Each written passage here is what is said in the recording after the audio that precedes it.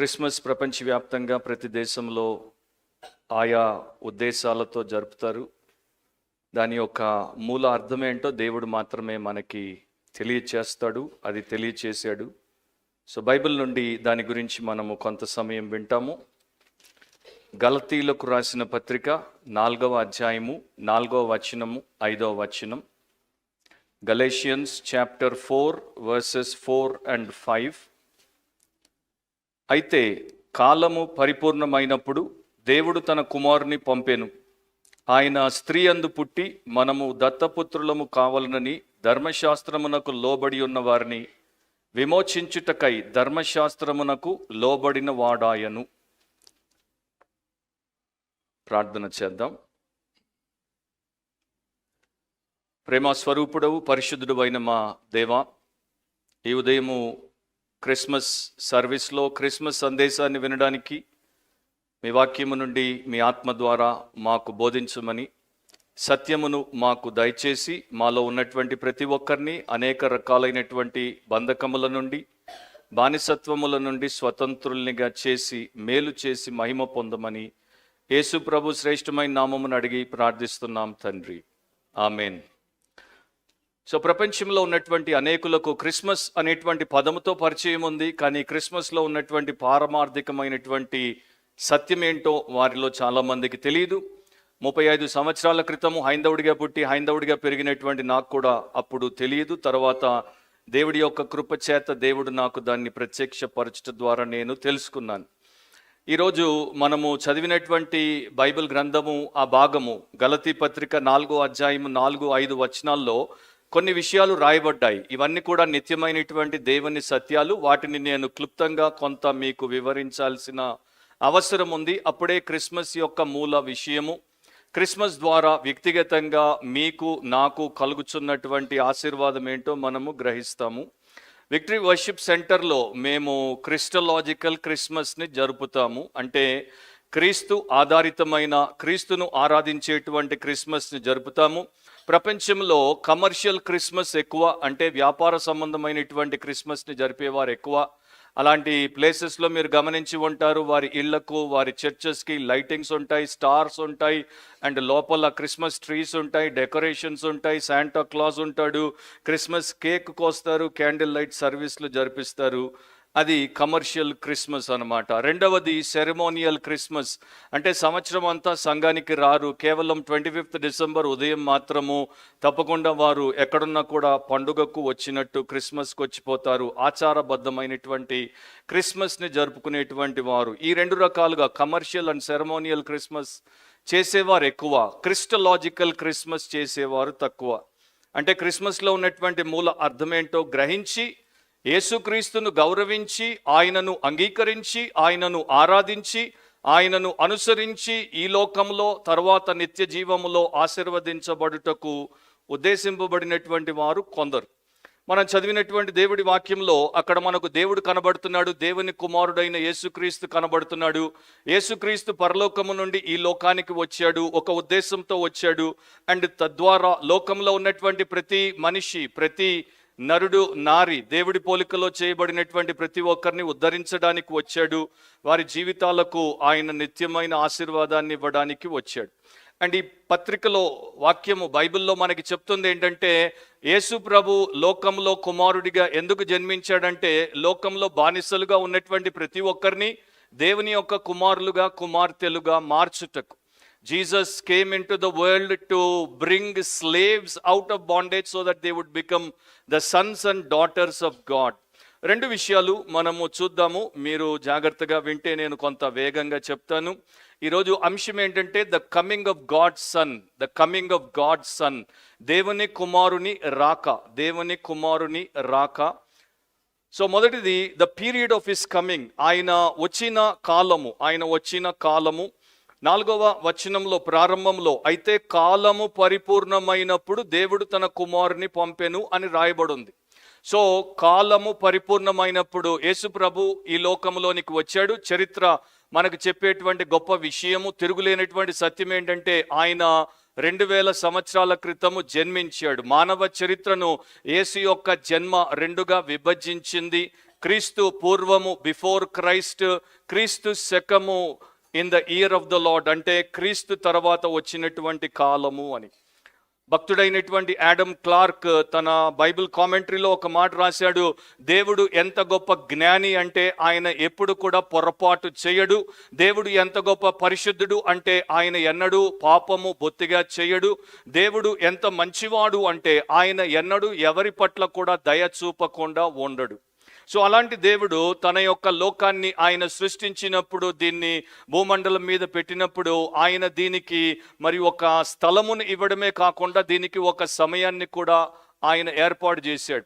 Space and time, కాలము and ఈ యొక్క స్థలము అనేవి దేవుడికి లేవు. ఎందుకంటే దేవుడు నిత్యుడు, దేవుడు శాశ్వత కాలం నుండి శాశ్వత కాలం వరకు ఉంటాడు. ఆయన ఈ స్థలానికి అండ్ సమయానికి అవతల అతీతుడిగా ఉండేటువంటి వాడు.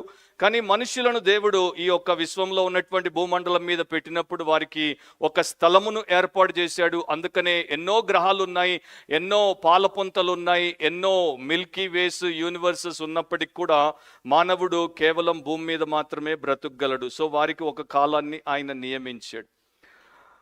గలతీ 4వ అధ్యాయం 2వ వచనంలో ఇట్లా రాయబడి ఉంది, తండ్రి చేత నిర్ణయింపబడిన దినము వచ్చు వరకు.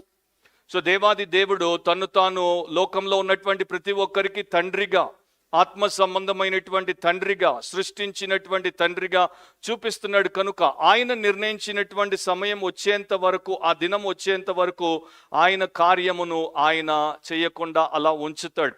ఆ భాగంలో ఉన్నటువంటి ఒక అర్థం ఏంటంటే, ఆ సమయంలో 2000 సంవత్సరాల క్రితము రోమన్లు, గ్రీకులు ఉన్నటువంటి కాలంలో తండ్రులు వారి బిడ్డలు వయస్సు వచ్చేంత వరకు వారిని వీరి దగ్గర ఉన్నటువంటి పనివారి చేతుల్లో పెట్టేవారు, వారికి అప్పగించేవారు.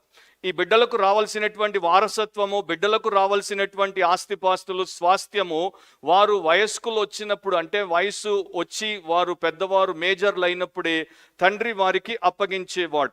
సో ఇక్కడ మనకి దేవుడు ఏం చెప్తున్నాడు, దేవుని పోలికలో సృష్టింపబడినటువంటి ప్రతి మనిషి పాపము చేయుట ద్వారా, దేవుడి యొక్క ఆజ్ఞను గైకొనకుండా తన స్వంత ఇష్టమును చేయుట ద్వారా దేవునికి దూరమైపోయాడు గనుక, బానిసత్వంలోనికి వెళ్ళిపోయాడు గనుక, ఆ తప్పిపోయినటువంటి కుమారులను, తప్పిపోయినటువంటి కుమార్తెలను తిరిగి దేవుడి కుటుంబంలోనికి ఆయన కుమారుడైనటువంటి యేసుక్రీస్తు ద్వారా చేర్చుకుని వారికి రావాల్సినటువంటి వారసత్వాన్ని, వారికి రావాల్సినటువంటి ఆస్తి పాస్తులను, అంటే నిత్యమైనటువంటి స్వాస్థ్యమును ఇవ్వడానికి దేవుడు ఈ ప్రకారము చేశాడు. సో దాన్ని బట్టి యేసు జన్మ మొదటి క్రిస్మస్లో దేవుడు ప్రపంచానికి ప్రకటించినటువంటి సత్యం ఏంటంటే, ఇది విమోచకుడు జన్మించిన దినము, ఇది విమోచన దినము, అండ్ ఇది ప్రతి ఒక్కరికి కావలసినటువంటి నిజమైన స్వాతంత్రపు దినము. మన శరీరానికి స్వేచ్ఛ ఉంది కానీ మన మనసుకు స్వేచ్ఛ లేదు, మన హృదయానికి స్వేచ్ఛ లేదు, మన ఆత్మకు స్వేచ్ఛ లేదు. అవి ఎప్పుడు మనము శ్వాస తీసుకున్నంత వరకు ఒక పీడ కింద ఉంటాయి, అవి పట్టబడి ఉన్నాయి. వాటికి నిజమైనటువంటి స్వాతంత్రము లోకంలో ఉన్న ఏ వ్యక్తి కానీ, ఏ విషయం కానీ, ఏ విధానము కానీ ఇవ్వలేవు. కనుక విమోచకుడు ఈ లోకంలోనికి 2000 సంవత్సరాల క్రితం వచ్చాడు, వాటిని విమోచించి వాటికి స్వాతంత్రమునివ్వడానికి. బైబిల్లో ఎఫ్ఎస్సి పత్రిక 1:12 ఇట్లా రాయబడి ఉంది, ఆయన తన చిత్తానుసారముగా చేసిన నిర్ణయము చొప్పున సమస్త కార్యములను జరిగించుచున్నాడు.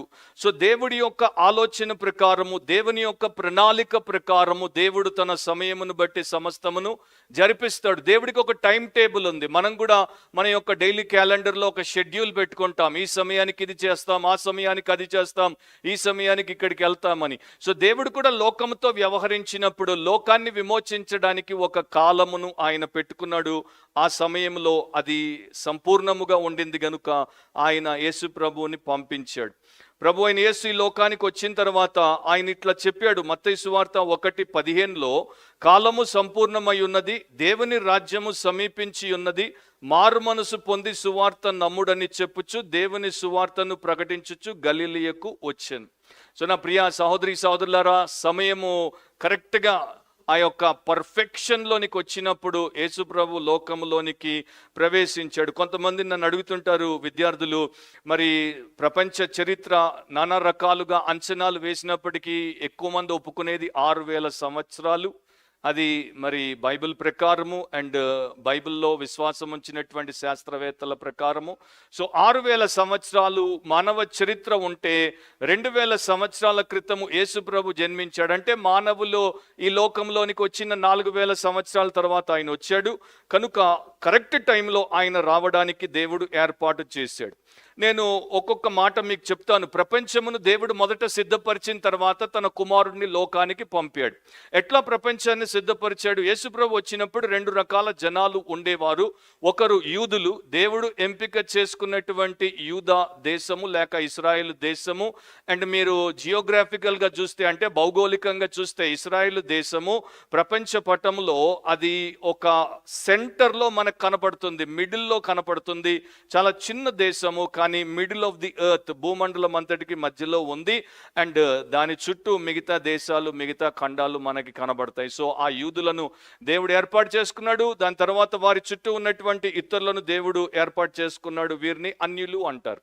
సో ఈ అన్యుల శాతం ఎక్కువ గనుక మొదట వారిని రాజకీయంగా ఆయన సిద్ధపరిచాడు. అదే సమయంలో యేసు జన్మించక మునుపే ఈ గ్రీసు దేశస్థులు ప్రపంచాన్ని కైవసం చేసుకుంటున్నారు. అలెగ్జాండర్ ద గ్రేట్ ప్రపంచం అంతటిని జయించుటకు నాకు ఇక దేశాలు లేవు అని ఏడ్చాడు. సో గ్రీకు భాష ఆ సమయంలో ప్రపంచం అంతటా అందరికీ సమాచారమును అందించడానికి, అందరూ ఒకరితో ఒకరు సంభాషణ చేయడానికి ఉపయోగపడేటువంటి భాషగా మారింది. ఈ రోజున ప్రపంచ భాష ఏది అంటే ఇంగ్లీష్ అని మనం ఎట్లా అంటామో, ఇంగ్లీష్ ద్వారా ప్రపంచం అంతటికి సమాచారం ఎట్లా పోతుందో ఆ రోజుల్లో గ్రీకు భాష కామన్ లాంగ్వేజ్గా ఉండింది. రెండవది, ప్రపంచమంతటికి కామన్ గవర్నమెంట్గా రోమన్ ప్రభుత్వం ఉండింది, రోమా సామ్రాజ్యం ఉండింది. కనుక జనములను దేవుడు అట్లా ఒక సామ్రాజ్యము కింద, అందరూ మాట్లాడేటువంటి ఒక సామాన్య భాష కింద ఏర్పాటు చేసిన తర్వాత యేసుక్రీస్తు యొక్క శిలువ విమోచన కార్యమును అందరికీ ఆ ప్రకారము పంపించుటకు, ప్రకటించుటకు ఏర్పాటు చేశాడు. రెండవ కారణం ఏంటంటే రిలీజియస్ ప్రిపరేషన్. ఆ రోజుల్లో ఉన్నటువంటి మనుషులు నిజమైనటువంటి అద్వితీయ సత్యదేవుణ్ణి ఎరుగరు గనుక వారు ఎవరికి తోచినటువంటి వారిని ఏర్పాటు చేసుకున్నారు. కొంతమంది మరి లోక సంబంధమైనటువంటి పదార్థములను పూజించేవారు, కొంతమంది దృష్టిలో ఎవరు గొప్పవారిని ఎంచబడతారో వారిని పూజించేవారు, లేకపోతే వారి పితరుల ద్వారా వారికి ఇవ్వబడినటువంటి మత సాంప్రదాయాలను వారు అనుసరించేవారు. దాంట్లో వారికి ఒక ఆచారమే కనబడింది కానీ వారికి నిజమైనటువంటి ఆత్మీయత కనబడలేదు. వారికి నిజముగా దేవుడితో ఆ సత్సంబంధం ఉన్నట్టు అనిపించట్లేదు. కనుక వారు ఏం చేశారంటే మెల్లగా దాని నుండి వైదొలిగిపోయారు. సో వారు నమ్మినటువంటి దేవుళ్లను, దేవతలను, సిద్ధాంతాలను, మత విషయములను వారు విడిచిపెట్టి వారు మరి ఒక రకమైనటువంటి ఆ మిడిల్ గ్రౌండ్లోని కంటే న్యూట్రాలిటీలోనికి వచ్చేశారు. ఎటు తోచకుండా వారు ఉన్నప్పుడు, వారి యొక్క మత ఆచారాల చేత విసిగిపోయినప్పుడు యేసు ప్రభు అనేటువంటి విమోచకుడు లోకంలోనికి పంపబడ్డాడు. మూడవది, వారు దేవుడితో సంబంధం లేని వారు, పాపంలో పుట్టారు, పాపంలో పెరిగారు, పాపమే చేస్తుంటారు కనుక నైతికంగా దిగజారిపోయారు. ఆ రోజుల్లో రోమా ప్రభుత్వము కింద ప్రపంచంలో విచ్చలవిడితనం విస్తృతంగా పెరిగిపోయింది. నీతి అంటే ఏమిటో వారికి తెలియదు. ప్రతి విధమైనటువంటి నీచ కృత్యమును వారు చేసేవారు. వ్యభిచారం అనేది విస్తృతంగా ఉండేది, దాంతోపాటు త్రాగుడు అనేది విస్తృతంగా ఉండేది, తిండిపోతుతనం విస్తృతంగా ఉండేది, క్రూరత్వం విస్తృతంగా ఉండేది, బూతు సాహిత్యం విస్తృతంగా ఉండేది. ఇక ఒక అద్దు అయిపు అనేది లేకుండా మనిషి పేటరేగిపోయాడు. అప్పుడు వారిలో కొంతమందికి మనస్సాక్షి వారి యొక్క పాపిష్టి జీవితాన్ని బట్టి వారిని గద్దించడం అండ్ వారు మాకు సహాయం ఎక్కడి నుండి వస్తుందా అని వెతకడం ప్రారంభమైంది. ఆ క్రమంలోనే ఒక గొప్ప ఫిలాసఫర్, ప్రపంచ స్థాయి ఫిలాసఫర్ ప్లాటో అనేవాడు, ఆకాశం నుండి ఒక చెయ్యి వచ్చి నేనున్న స్థితి నుండి నన్ను వేరు చేసి విమోచిస్తే ఎంత బాగుండు. ఆయనకి తెలియదు ఆకాశం నుండి ఒక చెయ్యి కాదు, ఆకాశం నుండి దేవుని కుమారుడే వస్తున్నాడు అని. సో యూదులు కూడా అట్లాంటి పరిస్థితుల్లోనే ఉన్నారు. వీరికి దేవుడు ఒక ధర్మశాస్త్రాన్ని పెట్టాడు, 10 ఆజ్ఞలను పెట్టాడు. కానీ వారిలో పాటించేటువంటి శక్తి లేక వారు దాని భారము కింద అణిగిపోయి విలవిల్లాడుతున్నప్పుడు దేవుడు వారిని దర్శించి రక్షించుటకు తన కుమారుణ్ణి పంపాడు.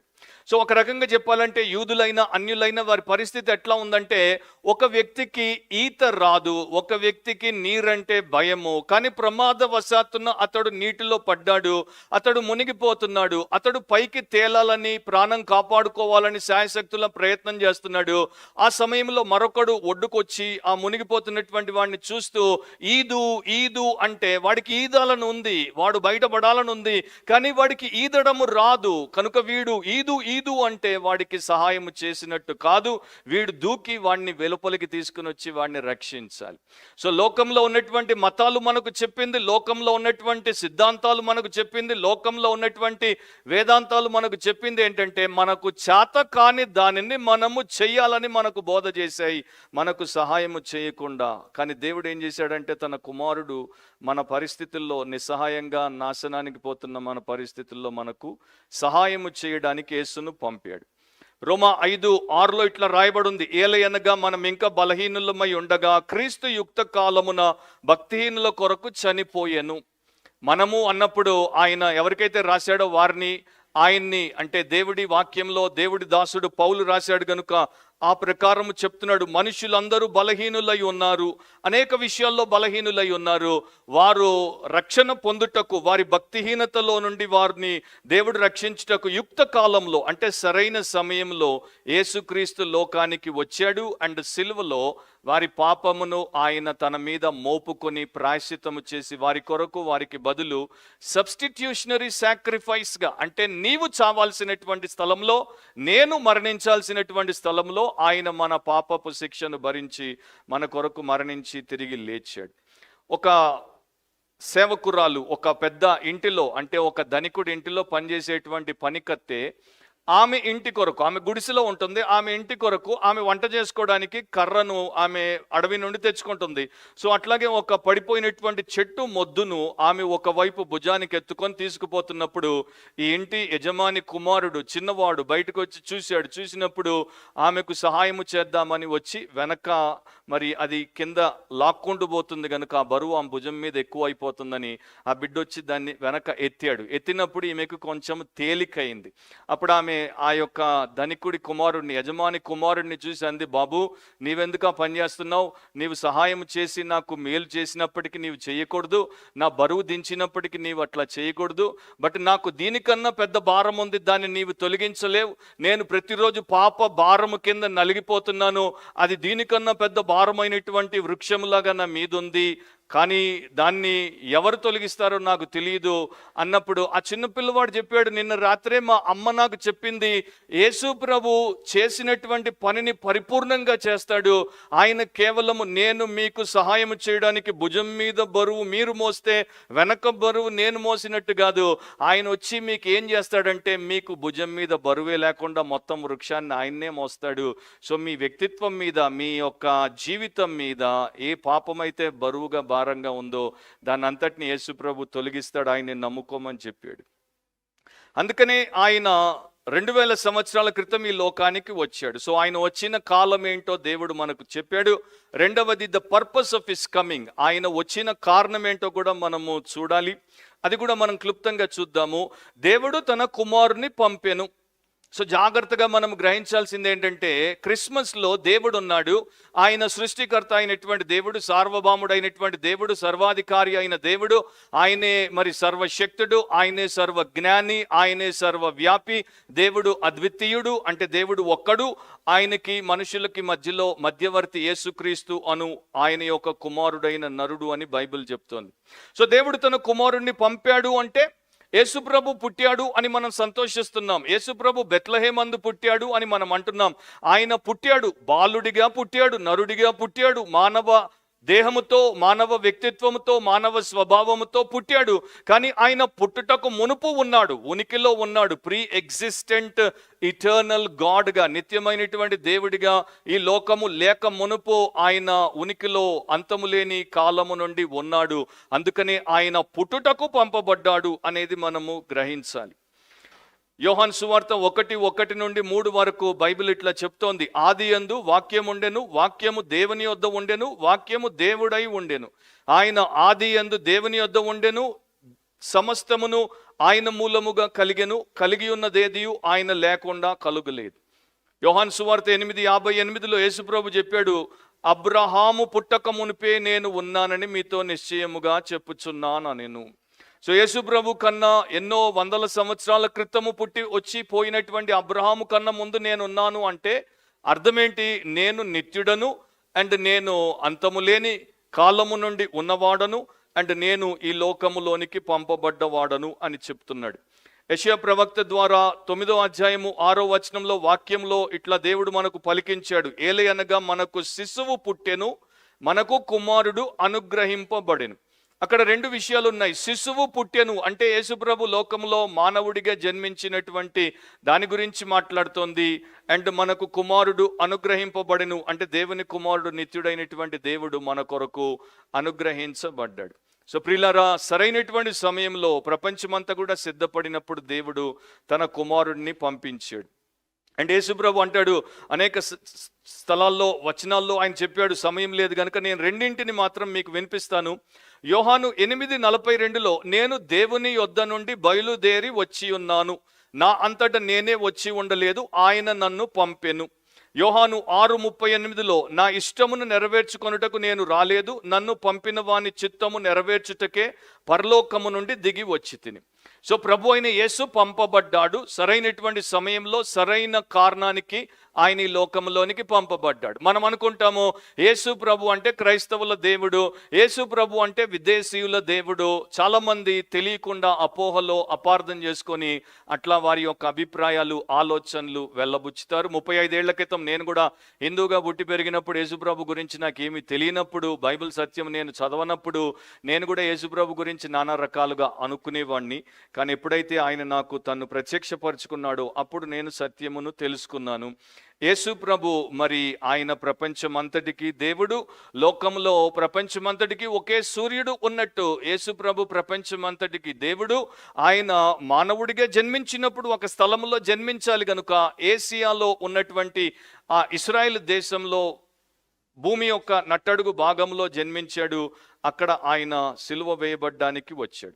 సో ఇక్కడ దేవుడు పంపెను అన్న దాంట్లో దేవుడు మనము ఆయన కొరకు వెతుకుటకు, వేడుకొనుటకు వేచి ఉండకుండా ఆయనే మనల్ని వెతుక్కుంటూ ఈ లోకములోనికి తన కుమారుడు వచ్చినట్లు పంపించాడు.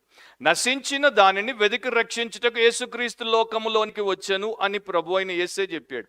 ఇప్పుడు ఇంకో కారణం బైబిల్ మనకిస్తోంది. అనేక కుమారులను మహిమకు తీసుకురావడానికి యేసు ప్రభు మహిమను విడిచి ఈ యొక్క మురికి లోకంలోనికి వచ్చాడు.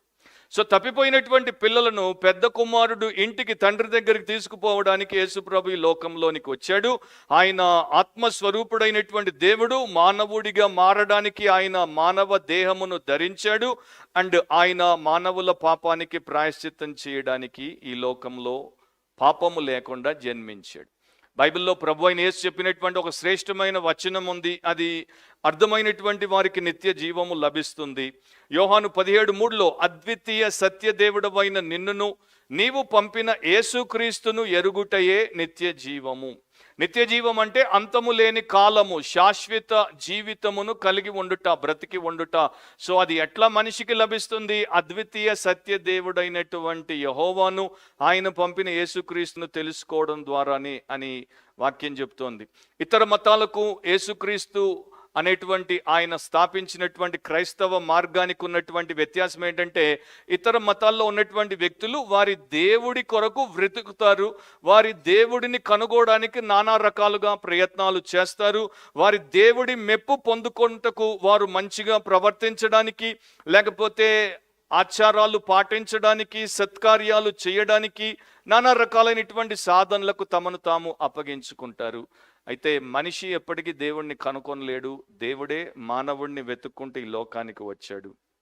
బ్రిటిష్ పోయెట్, మహాకవి ఫ్రాన్సిస్ థామ్సన్ అనేవాడు, నేనెప్పుడు దేవుణ్ణి పట్టించుకోలేదు, నేనెప్పుడు దేవుడి గురించి ఆలోచించలేదు, నేను ఎప్పుడు దేవుడిని వెతకలేదు, కానీ దేవుడు నా వెంటబడ్డాడు. ద హౌండ్ ఆఫ్ హెవెన్ అంటే ఆ పరలోకపు కుక్కగా దేవుడు నా వెంటబడ్డాడు, నన్ను వెంటాడాడు. నా యొక్క సమస్యల్లో నేను ఒంటరి పోరాటం చేస్తుంటే దేవుడు నా వెంటే నీడలాగా ఉన్నాడు. కొన్ని సంవత్సరాల తర్వాత దేవుడు నన్ను వెతికి రక్షించాడు, అందుకోసమే దేవుడు తన కుమారుణ్ణి పంపించాడు అని ఆయన చెప్పాడు. సో యేసుప్రభు ఆయన స్త్రీ యందు పుట్టి అని రాయబడింది. ఆయన పంపబడ్డాడు, కాకపోతే ఆయన ఒక స్త్రీ ద్వారా లోకములో జన్మించి లోకములోనికి అవతరించాడు. సో యేసు స్త్రీ యందు పుట్టి అంటే దాని అర్థము ఆయన మానవ జన్మ ఎత్తాడు. ఈ రోజున మనం పాడినటువంటి పాటలో ఆ యొక్క సత్యాన్ని మనం పాడాం. స్త్రీ యేసు మానవ జన్మను ఎత్తాడు అంటే దేవుడు నరావతారిగా మారాడు. కన్య గర్భాన పురుషుడితో సంపర్కము లేకుండా, పురుషుడి యొక్క పాప స్వభావము ఈ యొక్క పుట్టబోయే బిడ్డకు సంక్రమించకుండా ఒక కన్యక ద్వారా యేసుక్రీస్తు లోకములోనికి వచ్చాడు. సో యేసు ప్రభు 100% దేవుడు, 100% మానవుడు. ఇది మనకు అర్థమవుతే ఆయన చేసిన రక్షణ కార్యం ఏంటో మనకు అర్థమవుతుంది.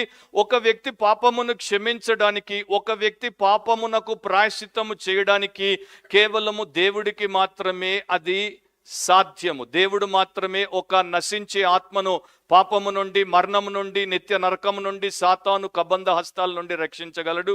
అది మానవుల వల్ల కానిది. సో యేసు దేవుడై ఉన్నాడు. రెండవది ఆయన మానవుడై ఉండాలి. ఎందుకు మానవుడై ఉండాలి? దేవుడికి మరణము లేదు. దేవుడు నీ పాపముల కొరకు, నా పాపముల కొరకు మరణించి ప్రాయశ్చిత్తము చేయలేడు. కనుక దేవుడు మన కొరకు రక్షణ కార్యము చేయాలంటే మానవుడిగా మారాలి. మన యొక్క బాధ ఏంటో అనుభవించాలి, మన శోధన ఏంటో ఆయన అనుభవించాలి. తర్వాత మనము చేసినటువంటి పాపము మనము ఈ యొక్క మానవ దేహంలో మానవ హృదయంతో చేశాం గనుక ఆయన మానవ దేహము, ఆయన మానవ హృదయంలో ఆ పాపము లేదు గనుక దాని మీద మన పాపాలన్నీ మోపినప్పుడు దానికి ఆయన ప్రాయశ్చిత్తము చేయాలి.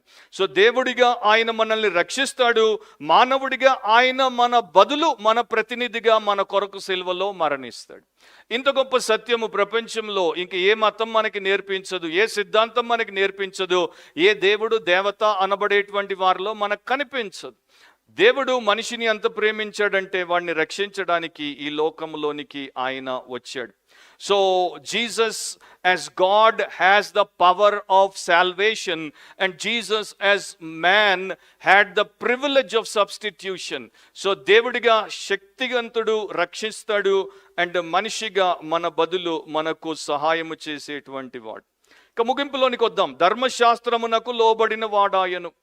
సో దేవుడు పెట్టినటువంటి న్యాయానికి దేవుడు కూడా లోబడతాడు. దేవుడు నేను పెట్టిన న్యాయానికి నేను లోబడను అని అనడు. దేవుడు ఏం చేశాడంటే యేసు ప్రభువుని ధర్మశాస్త్రము కిందే పుట్టేటట్టు చేశాడు. అంటే యేసు ఒక యూదుడిగా పుట్టాడు. యూదులకు మాత్రమే దేవుడు ధర్మశాస్త్రాన్ని పెట్టాడు గనుక యూదులందరూ ధర్మశాస్త్రాన్ని పాటించుటలో విఫలమైపోయారు గనుక యేసు యూదుడిగా పుట్టాడు. 8వ దినమున ఆయనకి సున్నతి చేశారు. తర్వాత యూద సత్యములను ఆయనకి వారు నేర్పించారు. యూద గృహంలో ఆయన యూదుల పెంపకంలో పెరిగాడు.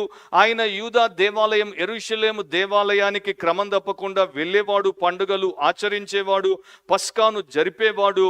అండ్ ప్రతి యూదుని కొరకు ఆయన ధర్మశాస్త్రం అంతటిని కూడా నెరవేర్చాడు. సో యూదులకు మొదట రక్షణ, తర్వాత అన్యులకు రక్షణ అని దేవుడి వాక్యంలో రాయబడినట్లు ఆయన ఆ 10 ఆజ్ఞలు ఒక్క యూదుడు అప్పుడు ఇప్పుడు ఎప్పుడు కూడా పాటించలేకపోయిన స్థితిలో ఉన్నారు. యేసు 10 కమాండ్మెంట్స్ని ఫుల్ఫిల్ చేశాడు, ఒబే చేశాడు. అండ్ ఏ మనిషి చేయలేనిది యేసు ప్రభు పర్ఫెక్ట్గా చేశాడు కనుక ఆయనలో పాపము లేదు గనుక, ధర్మశాస్త్రము ఆయనని ఏ తప్పు పట్టట్లేదు గనుక, లోకంలో తీర్పిచ్చినటువంటి పిలాతు ఈయన నిర్దోషి, ఈయన నిర్మల హృదయుడు, ఈయనలో ఏ నేరం నాకు కనబడట్లేదు అన్నాడు గనుక ఆయన మన పాపముల కొరకు బలిగా దేవుడి చేత అంగీకరించబడతాడు.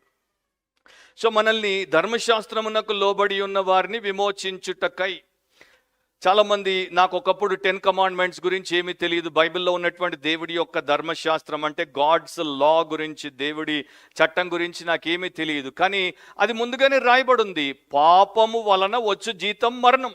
సో నేను ఒక పాపి, నా పాపము ఈ రోజున కాకపోతే రేపు నన్ను మరణానికి తీసుకుపోతోంది. నాకు ఆ సత్యం తెలియదు, ఎందుకంటే నేను క్రైస్తవులతో ఎంతో కాలం తర్వాత కలిశాను. నా స్నేహితుడు నన్ను బలవంతంగా ఒక గుడ్ ఫ్రైడే సర్వీస్కి తీసుకెళ్ళినప్పుడు అప్పుడు నేను యేసుప్రభు గురించి విని తెలుసుకొని రక్షించబడ్డాను. ఒకవేళ నేను అనుకున్నాను అనుకోండి, నాకు ఆ దేవుడు తెలియదు, ఆ దేవుని చట్టం ఏంటో తెలియదు, నేను పాపం చేశాను, నా పాపానికి వచ్చేటువంటి ప్రతిఫలము మరణం అని దేవుడు రాయించి పెట్టాడు, నాకు తెలిసినా తెలియకపోయినా అది మాత్రం తప్పకుండా నాకు అనుగ్రహించబడుతుంది. మన దేశంలో చాలా మందికి 146 కోట్ల మంది జనాభాలో కనీసము 1% కూడా కాన్స్టిట్యూషన్ ఏంటో తెలుసో లేదో నాకు తెలియదు. నన్ను అడిగితే కనీసం 1% కూడా మన దేశపు రాజ్యాంగాన్ని చదివి ఉండరు. అంటే దాదాపు 1 కోటి పైన కూడా మన దేశ రాజ్యాంగాన్ని చదివి ఉండరు. ఈ రోజున పార్లమెంట్లో ఎంపీలుగా కూర్చుంటున్న వాళ్ళకే రాజ్యాంగంలో ఏం రాసిందో తెలియదు. సో కాన్స్టిట్యూషన్, ఏ చట్టము, ఈ యొక్క రాజ్యాంగ విషయాలు మనము మన జీవితానికి పునాదిగా పెట్టుకొని ఈ దేశంలో బ్రతుకుతున్నాము, అవేంటో మనకు తెలియకుండా బ్రతుకుతున్నాం. రేపు దానికి వ్యతిరేకంగా తప్పు చేస్తే మనకు తప్పకుండా కోర్టులు శిక్ష వేస్తాయి అండ్ మనల్ని జైల్లోకి పంపుతాయి. సో మనము ధర్మశాస్త్రానికి వ్యతిరేకంగా పాపం చేశాం. 10 ఆజ్ఞలు దేవుడు మొదట చెప్పినటువంటి ఆజ్ఞ ఏంటి? నేను తప్ప మీకు మరొక దేవుడు ఉండకూడదని చెప్పాడు. రెండవ ఆజ్ఞ ఏంటి? పైన ఆకాశమందు కానీ భూమి మీద కానీ భూమి కింద ఉన్నటువంటి నీళ్ళలో కానీ దేనిని మీరు ఒక రూపముగా చేసి దాన్ని మీరు ఆరాధించకూడదని చెప్పాడు. తర్వాత దేవుడు అన్నాడు, నీవు వ్యభిచరించకూడదు అన్నాడు, నీవు దొంగిలకూడదు అన్నాడు, నీవు అబద్ధ సాక్ష్యము చెప్పకూడదు అన్నాడు, నీవు పరుని సొమ్మును ఆశించకూడదు అన్నాడు. ఈ 10 కమాండ్మెంట్స్లో 10 కూడా అవసరం లేదు. 3 కమాండ్మెంట్స్ మనము ప్రతి మనిషి ముందు పెడితే ప్రతి మనిషి ఈ 3 కమాండ్మెంట్స్లో ఒక్కటి కూడా పాటించకుండా విఫలమైపోయాడు. దాంట్లో మొదటిది ఏంటంటే అబద్ధం ఆడకూడదు. ప్రతి మనిషి పుట్టినప్పటి నుండి చచ్చే వరకు ఎన్ని వేల అబద్ధాలు ఆడతాడో వాడే లెక్క పెట్టుకోలేడు. నేను అబద్ధం ఆడలేదు అని చెప్పేవాడు ఒక్కడు లోకంలో లేడు. రెండవది, పరుని సొమ్మును ఆశించకుండా బ్రతికినటువంటి వాడు లోకంలో ఒక్కడు లేడు. ఎందుకంటే పరుని సొమ్ము, పరుని ఫోను, పరుని బండి, పరుని ఇది, పరుని అది తప్పకుండా మనం ఆశిస్తాము. అండ్ మూడవది ఏంటి అంటే మనము దేవుడిని నిజముగా ఆరాధించలేదు. నిజమైన అద్వితీయ సత్యదేవుడు మనకి తెలియనప్పుడు దేవుడిని మనం ఎట్లా ఆరాధిస్తాం? సో ఈ ప్రకారము ప్రతి మనిషి పాపము చేశాడు గనుక ప్రతి మనిషి విమోచించబడాలి. ధర్మశాస్త్రము నుండి, దాని యొక్క శిక్ష నుండి, తీర్పు నుండి విమోచించబడాలి. అందుకనే యేసుప్రభు ఏం చేశాడు? 1 పేతురు 1:18-19 రాయబడినట్లు, పితృపారంపర్యమైన మీ వ్యర్థ ప్రవర్తనను విడిచిపెట్టినట్లుగా వెండి బంగారముల వంటి క్షయ వస్తువుల చేత, క్షయ అంటే అశాశ్వతమైన వస్తువుల చేత మీరు విమోచింపబడలేదు గాని అమూల్యమైన రక్తము చేత, అనగా నిర్దోషమును నిష్కలంకమునగు గొర్రెపిల్ల వంటి క్రీస్తు రక్తము చేత విమోచింపబడుతురని మీరు ఎరుగుదురు గదా. సో ఇక్కడ పితృపారంపర్యమైన అంటున్నాడు. అంటే మీ యొక్క పితరులు లేకపోతే మీ యొక్క తండ్రి యొక్క గుణ లక్షణాన్ని మీరు వ్యర్థముగా లోకంలో పాటిస్తూ వచ్చారు, గైకొంటూ వచ్చారు. ఇక్కడ చిన్న సత్యాన్ని నేను చెప్పాలి. సృష్టి ఎట్లా వచ్చింది అన్న దాని మీద, మనిషి ఎట్లా సృష్టించబడ్డాడు అన్న దాని మీద ప్రపంచంలో ఎన్నో సిద్ధాంతాలు ఉన్నాయి. కానీ సింపుల్గా మీరు బైబిల్ తీసుకొని చదివారనుకోండి, బైబిల్లో మొదటి గ్రంథము ఆది కాండము. ఆది అంటే ప్రారంభ గ్రంథము అని అర్థము. దాంట్లో దేవుడు ఆది యందు దేవుడు భూమి ఆకాశములను సృజించెను అని రాయబడి ఉంటుంది. తర్వాత ఇక్కడ 26, 27, 28లో చూస్తే దేవుడు మన స్వరూపమందు మన పోలిక చొప్పున నరులను చేయుదుము. సో దేవుడు తన స్వరూపమందు నరుని సృష్టించాడు, స్త్రీనిగా పురుషునిగా వారిని సృష్టించాడు. వారే మొదటి మానవులు, ఆదాము అవ్వలు. వారికి దేవుడు ఒకే ఒక ఆజ్ఞనిచ్చాడు. ఆ ఆజ్ఞ వారు గైకొనకుండా దేవుడికి వ్యతిరేకంగా ఆజ్ఞను అతిక్రమించి పాపము చేశారు. సో వారు పాపములో పడ్డారు గనుక వారి యొక్క స్వభావము పాప స్వభావం అయిపోయింది. ఇక వారి నుండి ప్రపంచంలోనికి సంతానముగా అందరూ వచ్చారు. ఒకని రక్తమును పంచుకొని ప్రపంచంలో ఉన్నటువంటి ప్రతి మనిషి ఉన్నాడని బైబిల్ ఎప్పుడో చెప్పింది. అండ్ దాన్ని ఇప్పుడు DNA పరీక్షల ద్వారా మనకి శాస్త్రవేత్తలు కూడా చెప్తున్నారు. పాపులేషన్ జెనెటిక్స్ అంటే ప్రపంచ జనాభా యొక్క జన్యు శాస్త్రాన్ని వారు చూసినప్పుడు 2019లో వారు ప్రకటించింది ఏంటంటే మనందరికీ ఒకే సూపర్ యాన్సెస్టర్ ఉన్నాడు, మనందరికీ ఒకే మూల పితరుడు ఉన్నాడు. అందరి యొక్క DNA ఆయన DNA, అందరిలో ఆయన రక్తము ప్రవహిస్తోంది. సో ఆయనలో ఉన్నటువంటి పాప స్వభావమును మనము కలిగి ఉన్నాము గనుక దాని నుండి మనల్ని వేరు చేయడానికి వెండి బంగారముతో యేసు మనల్ని కొని విమోచించలేదు, కానీ ఆయన అమూల్యమైన రక్తముతో, అంటే నిర్దోషము నిష్కలంపమైన క్రీస్తు రక్తముతో ఆయన మనల్ని విమోచించాడు. సో ఒక చోట అందుకనే బైబిల్ చెప్తోంది, మీరు మీ సొత్తు కారు, విలువ పెట్టి కొనబడిన వారు అని. సో యేసు మనల్ని ఆయన రక్తము, తన స్వంత ప్రాణము పెట్టి కొన్నాడు. టు రిడీమ్ అంటే అర్థం ఏంటంటే ఒక బానిసగా అమ్ముడు పోయినటువంటి వ్యక్తిని ధనమిచ్చి వెనక్కి కొనుక్కోవడం. సో మనమందరం కూడా పాపానికి అమ్ముడుపోయాము. సాతాను అనేటువంటి దేవుడి శత్రువు, మన విరోధికి అమ్ముడుపోయాము. పాపపు బజార్లో మనము ఉన్నప్పుడు, మనల్ని మనము వెలపెట్టి కొనుక్కోలేని స్థితిలో ఉన్నప్పుడు యేసు మనకు తన జీవితము ప్రాణము ద్వారా వెలపెట్టి, రక్తము ద్వారా వెలకట్టి ఆయన మనల్ని విమోచించాడు. అండ్ ఎందుకు విమోచించాడు? మన జీవితంలో ఉన్నటువంటి ప్రతి విధమైనటువంటి అపవిత్రత నుండి మనల్ని వేరు చేయడానికి, మనలను ప్రస్తుతపు దుష్ట కాలములో నుండి విమోచింపవలెనని మన పాపముల నిమిత్తము తన్ను తాను అప్పగించుకొనెను. యేసు ప్రభు జన్మించాడు, మంచిది. 33.5 సంవత్సరాల తర్వాత ఆయన్ని సిలువేశారు. ఆయన సిలువ మీద ఎందుకు వ్రేలాడాడు? ఆయన సిలువలో ఎందుకు శిక్ష అనుభవించాడు? ఆయన చేతులకు చీలలు, మేకులు ఎందుకు కొట్టారు? ఆయన తలకు ముళ్ళ కిరీటం ఎందుకు పెట్టారు?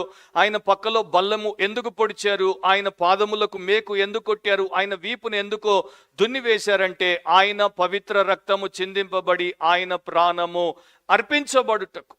అది ఆయన నీ కొరకు నా కొరకు చేశాడు. ఈ రోజున భూమి మీద ఉన్నటువంటి మన యొక్క లిమిటెడ్ జ్ఞానంతో, అంటే మనకున్నటువంటి కొద్దిపాటి జ్ఞానంతో మనకంతా తెలుసు అనుకుంటాము. మన భవిష్యత్తు గురించి మనం చక్కగా ఆలోచనలు చేస్తాము, ఇట్లా అట్లా జాగ్రత్తగా భద్రంగా పెట్టుకోవాలనుకుంటాం. కానీ మనలో చాలా మందికి ఎంత తక్కువ వివేకం ఉందంటే, ఈ లోకంలో శ్వాస ఉన్నంత వరకే మన జీవితం ఉంటుంది. ఆవిరి వంటిది. ఇప్పుడు కనబడి తర్వాత మట్టుమాయమైపోతుంది. తర్వాత ఎక్కడికి పోతుంది? ఈ లోకాన్ని విడిచిన తర్వాత నా ఆత్మ ఎక్కడికి పోతుంది? నా ఆత్మకు దేవుడితో సంబంధం లేనప్పుడు దాని పరిస్థితి ఏమవ్వబోతోంది? నా నిత్యత్వం ఎట్లా ఉండబోతోంది అని చాలా మంది ఆలోచించరు. కానీ దేవుడు ఏం చేశాడంటే ప్రస్తుత దుష్టకాలం నుండి మనల్ని విమోచించాడు. లేకపోతే లోకము దాని ఆశ గతించిపోవచ్చున్నవి, దాంట్లో మనం కూడా సర్వనాశనానికి పోవలసిన వారమే. దాంట్లో మనల్ని నాశనానికి పంపకుండా ఆయన మనల్ని విమోచించాడు. అండ్ ఇక్కడ ఒక మాట రాయబడింది, అది ఈ యొక్క గలతీ 4:3లో అందరికీ, ముఖ్యంగా మన భారతదేశంలో ఇది వర్తించే మాట. అదేంటంటే, లోక సంబంధమైన మూల పాఠములకు లోబడి దాసులమై ఉంటిమి. లోక సంబంధమైనటువంటి మూల పాఠములేంటి? 5 ఎలిమెంట్స్ ఆఫ్ ద వరల్డ్ ఏంటి? మీరు ఒకవేళ పంచభూతములు అనేటువంటి పదము మీకు పరిచయం అయి ఉంటే, పంచభూతాల గురించి మనకిట్లా రాయబడింది. మొదటిది పృథ్వీ అంటే భూమి, రెండవది అప అంటే నీరు, మూడవది తేజస్ అంటే అగ్ని, నాలుగవది వాయు అంటే గాలి, ఐదవది ఎథర్ అంటే ఆకాశం.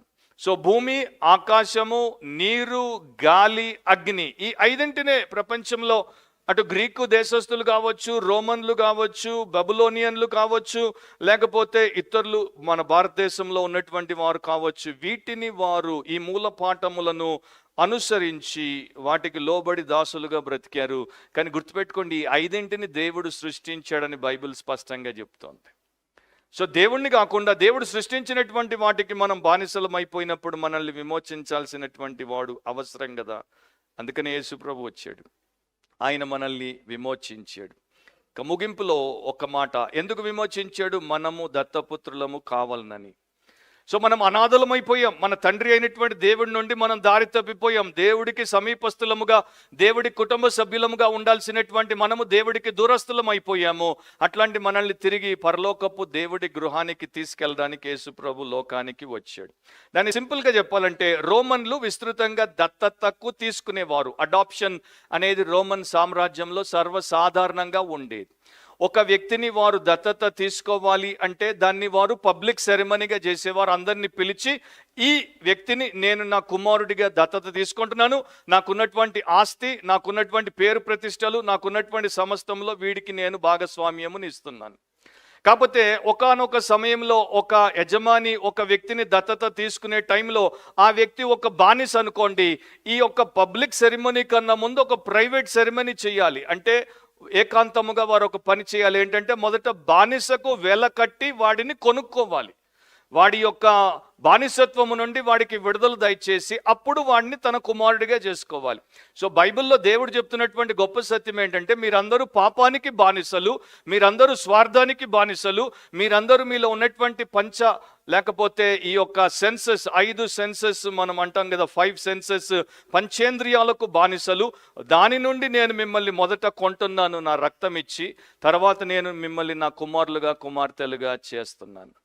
అందుకనే మనకు దేవుడు తన ఆత్మనిచ్చి అబ్బా తండ్రి అని మొరపెట్టేటువంటి భాగ్యమునిస్తాడని 6వ వచనంలో ఆయన చెప్తున్నాడు. సో ఎంత గొప్ప ధన్యత ఒకసారి గ్రహించున్న ప్రియ సహోదరి స్నేహితుడా, నీకు పరలోకమందున్నటువంటి సృష్టికర్త, పరిశుద్ధుడు, ప్రేమ స్వరూపుడు, పరిపూర్ణుడు తండ్రిగా, నీ యొక్క సృష్టికర్తగా, రక్షకుడిగా ఉండుటకు ఇష్టపడుతున్నాడు. నీ ఒక లోకంలో అనాథగా బ్రతకాల్సిన అవసరం లేదు. నీ కష్టంలో, నీ కన్నీటిలో, నీకున్నటువంటి ప్రతి విషయంలో ఆయన నీకు తోడుగా ఉండి సహాయం చేయడానికి యేసును ఈ లోకానికి పంపాడు.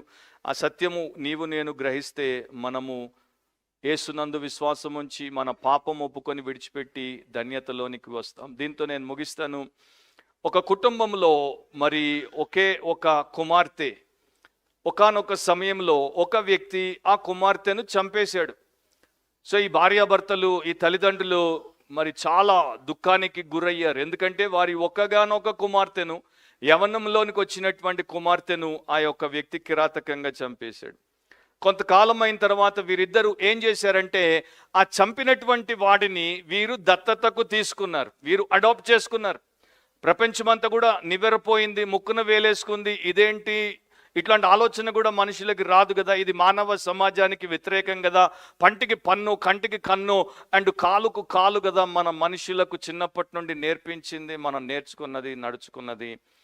సొంత కుమార్తెను చంపినటువంటి వాడిని క్షమించడమే కాదు, వాడిని శిక్ష నుండి బయటికి తీసుకుని రావడమే కాదు, వాడిని తీసుకుని వచ్చి కుమారుడిగా దత్తత తీసుకొని ఆ కుమార్తెకు రావాల్సినటువంటి ఆస్తిపాస్తులన్నీ వానికి కట్టబెడుతున్నారేంటి?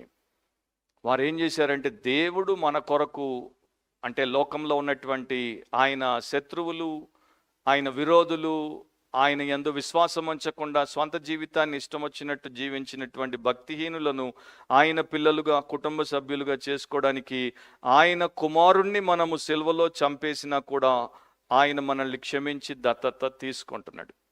So that is the great truth that God revealed to all of us. దేవుడు మనకు బయలుపరిచిన గొప్ప సత్యం ఏంటంటే, క్రీస్తు జన్మించింది ఆయనకి దూరస్తులుగా, శత్రువులుగా ఉన్నటువంటి వారిని ఆయన పిల్లలుగా చేసుకోవడానికి. ఆయన క్రీస్తును మన కొరకు బలిగా అర్పించాడు. సో అది క్రిస్మస్లో ఉన్నటువంటి గొప్ప సత్యం. అందుకనే యోహాను 1:12 రాయబడింది, ఎందరైతే ఆయన యందు విశ్వాసం ఉంచిరో వారందరూ దేవుని పిల్లలగుటకు అధికారమును పొందారు. 35 ఏళ్ల క్రితము నాకు అట్లాంటి ఆశీర్వాదము, అధికారము లేకుండింది. కానీ నేను యేసు ప్రభునందు విశ్వాసం ఉంచినప్పుడు, రక్షించబడినప్పుడు నాకు ఆ యొక్క ఆశీర్వాదాన్ని, ఆధిక్యతనిచ్చాడు. ఒక్క మాట నా సాక్ష్యం చెప్పి ముగిస్తాను. నేను హైదరాబాద్లో పుట్టాను, హైదరాబాద్లో పెరిగాను.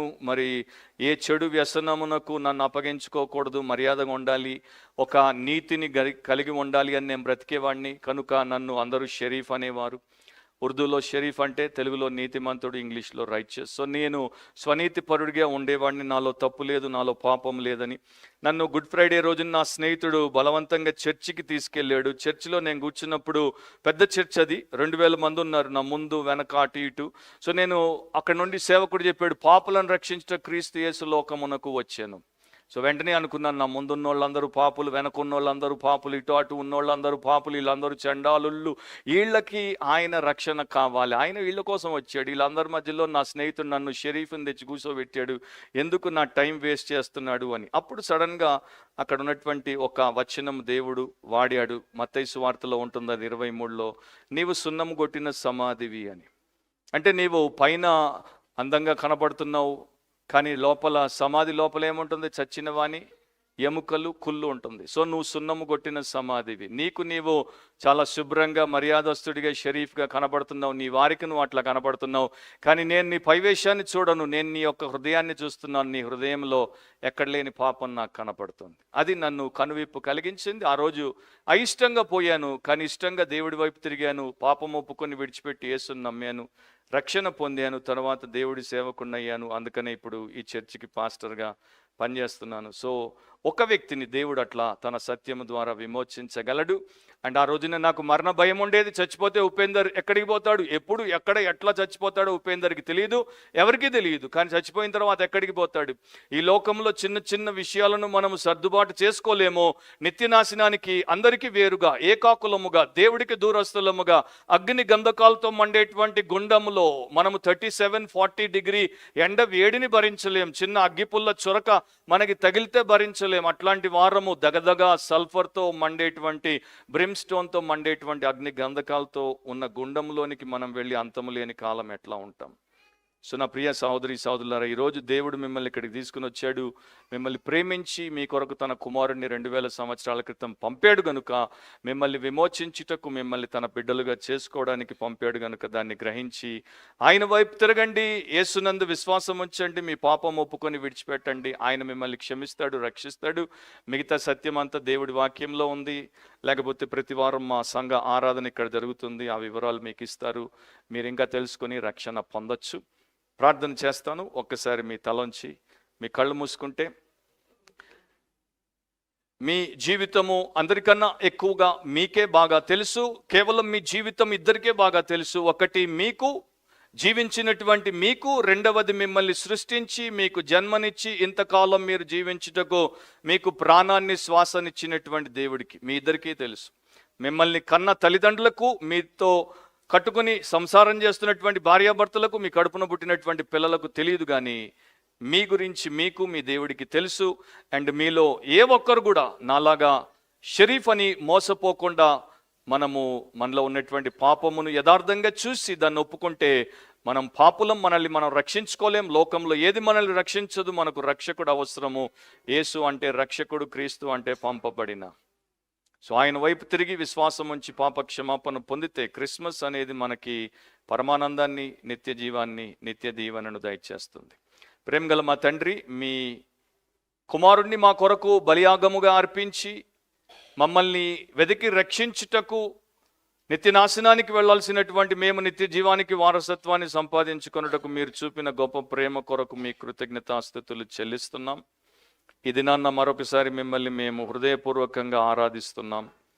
మేమందరము మీ వాక్య సత్యానికి మమ్మల్ని మేము అప్పగించుకొని పాపక్షమాపణ పొంది రక్షించబడి నిన్ను గణపరచుటకు సహాయము చేయమని యేసు ప్రభు శ్రేష్టమైన నామమును అడిగి ప్రార్థిస్తున్నాం తండ్రి. ఆమెన్.